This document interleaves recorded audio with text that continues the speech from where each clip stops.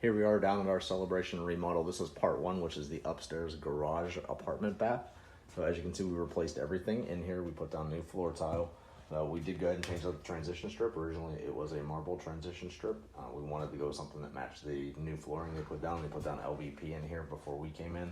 We went ahead and found the transition and changed that out. So new trims on everything. So you've got new toilets and new pedestal sink. So in here, a new faucet on the pedestal sink. So a new toilet paper holder, so towel bars, towel rings.